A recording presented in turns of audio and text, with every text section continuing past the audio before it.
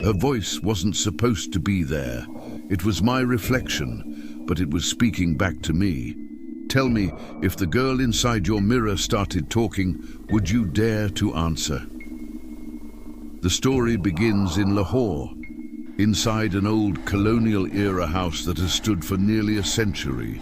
Its thick brick walls trap the heat of the day and exhale it in the night. Long wooden windows, carved with fading floral patterns, frame hallways where silence weighs heavier than sound. The Malik family had lived here for 3 generations, inheriting both its grandeur and its shadows. But amid the house's beauty, its chandeliers, its creaking staircases, its heavy doors, was an object that unsettled everyone who lived there. A mirror. It wasn't like the others you see in bedrooms or washrooms. A mirror. It wasn't like the others you see in bedrooms or washrooms. This one was different, taller than a person, framed in brass that had tarnished into greenish stains. Its surface seemed darker than glass should be, as if it absorbed light instead of reflecting it. Nobody in the family remembered where it came from. No one recalled buying it. It had always been there, leaning against the upstairs hallway wall, as though the house itself had grown around it. The children were warned not to stare too long. Old servants, when passing by, would quietly cover it with a white sheet, as if to deny its existence. But curiosity is powerful, especially for those too young to fear. And among them was Aisha, the youngest daughter of the Malik family. 17 years old, restless, always searching for excitement in a house that seemed to suffocate her with its silence. Where her older brother Imran preferred his studies and her parents clung to tradition, Aisha longed for freedom. She didn't believe in ghost stories whispered by servants. To her, such tales were nothing but silly superstitions. But still, she had heard the rumors. They said that if you stood before the mirror alone long enough, the reflection would begin to shift. You wouldn't see yourself. You'd see something else. Something that didn't belong in your world. At first, Aisha laughed at such things. Yet as the nights grew warmer and power outages swept across Lahore, leaving the house in darkness, her curiosity deepened. One such night, with only the faint glow of a single candle, she wandered into the hallway. Shadows danced across the walls. The old chandelier above creaked as if something unseen had brushed against it. And then she stood before the mirror. The candlelight was swallowed by its glass, which looked less like a reflection and more like a still pond of black water. Aisha leaned closer, waiting for the moment she'd mock herself for being afraid. But then her reflection blinked, her breath hitched. She blinked again, but the reflection blinked after her, a fraction too late. Aisha's heart pounded. She raised her trembling hand. The reflection raised its hand too, but slower, too deliberate, almost hesitant. And then it smiled. Aisha froze. Her lips hadn't moved. She hadn't smiled, but the girl in the mirror did. The candle shook in her grip, wax dripping down her fingers. What is this?" she whispered, her voice quivering. The reflection tilted its head, and for the first time, it spoke. But the sound didn't echo through the hallway. It wasn't a voice outside, it was inside her skull, like a whisper pressed directly into her mind. "Finally," it said, "someone who can hear me." Aisha stumbled back, clutching the candle tighter. Her throat dried, her heart pounding so loudly she swore the house would wake. "Who are you?" The girl in the mirror's eyes gleamed. "I am you." Aisha's head shook violently. No, you're not." The reflection leaned closer, its hands pressing against the glass as though it wanted to push through. "You've forgotten me. They made you forget, but I remember everything." The hallway grew colder, the air heavy. The flicker of the candle stretched shadows across the walls until they looked like grasping arms. Aisha wanted to scream, to run to her parents, to call for Imran, but her body betrayed her, her legs locked, her voice strangled in her throat. The whisper came again, softer now, almost pleading. "Talk to me, don't leave me alone again." That night, Aisha locked herself in her room, but sleep did not come. Every time her eyes closed, she saw the girl behind the glass, smiling with a patience too cruel to be human. And she remembered the whispers. Long ago, a daughter of the Malik family had vanished. No body, no answers, only silence. Could it be her?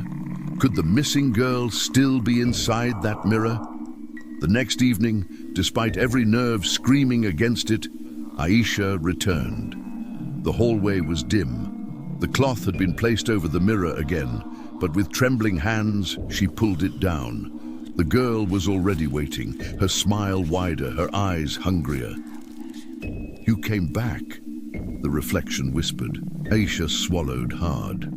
"What do you want from me?" The smile widened further, stretching unnaturally, too sharp, too cruel. "To trade places." The candle flickered violently, the glass rippled like water, and Aisha screamed. But no one in the house heard. The scream never reached her family's ears.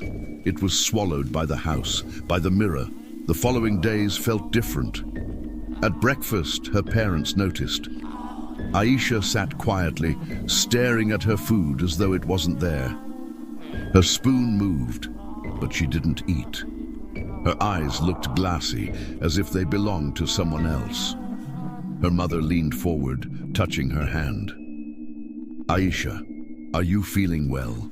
For just a second, Aisha lifted her head. The smile on her lips wasn't hers. It was that same smile, the smile of the girl inside the mirror. Her mother's hand trembled. She pulled it back quickly, saying nothing, but the dread in her chest grew heavier. That night, Imran found her standing in the upstairs hallway again. The mirror was covered, yet Aisha stood before it, whispering softly, words he couldn't understand. They didn't sound like any language he knew. "Aisha," he called. She didn't move, didn't even flinch. Her hand reached forward, pressing gently against the cloth that covered the mirror, as though she could feel the girl beneath. "Aisha!" he shouted louder, stepping toward her. She turned then, slowly, too slowly.